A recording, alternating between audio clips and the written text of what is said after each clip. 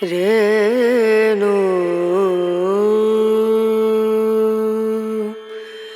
Rana Rana.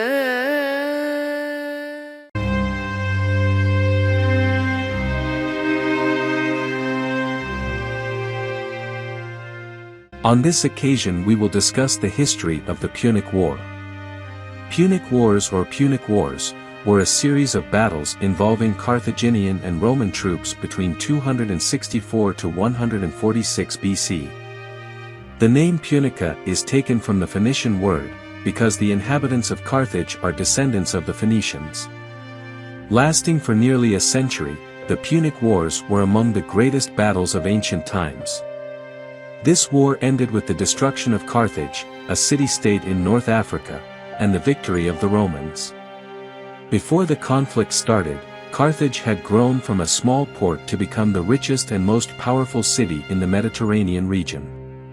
The city has a strong navy and has established its position as the world's leading maritime power. At the same time, Rome also became the dominant force throughout the Italian peninsula. Although Carthage was in conflict with Greece, its relations with Rome were always cordial.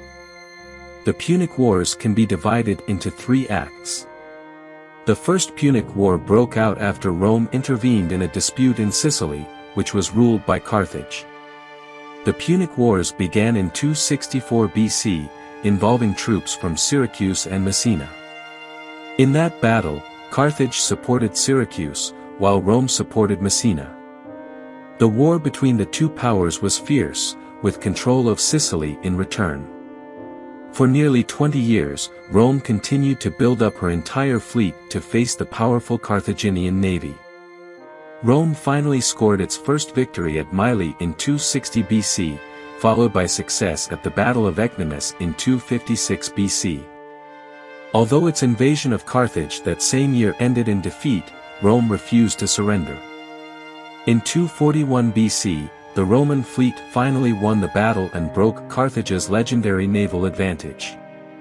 At the end of the First Punic War, Sicily became Rome's first overseas province. Over the next decade, Rome succeeded in taking Corsica and Sardinia. During the Second Punic War, Carthage, which had established influence in Spain, again declared war on Rome.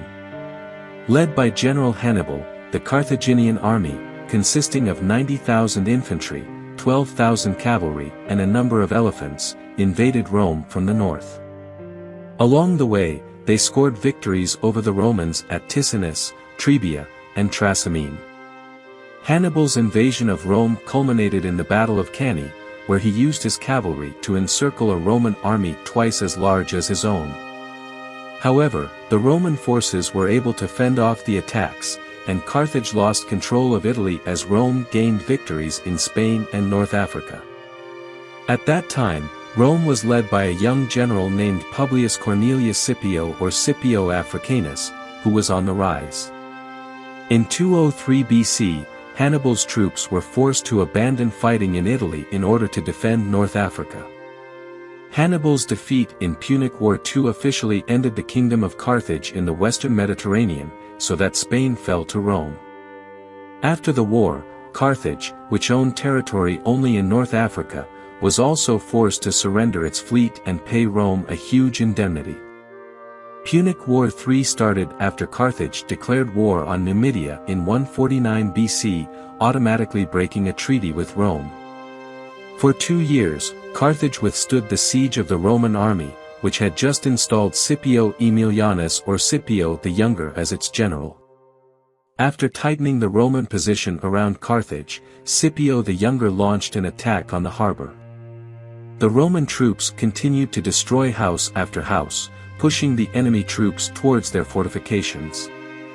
After 7 days of bloodshed, the Carthaginians finally chose to surrender. After the war, Carthage, an ancient city that survived for around 700 years, was in ruins and as many as 50,000 of its surviving inhabitants were sold into slavery. Roman troops then marched east to defeat King Philip V of Macedon, and by late 146 BC, Rome's realm stretched from the Atlantic coast of Spain to the border between Greece and Asia Minor, now Turkey. Thank you for following our videos. Don't forget to share, like and subscribe so you can always follow video updates from us.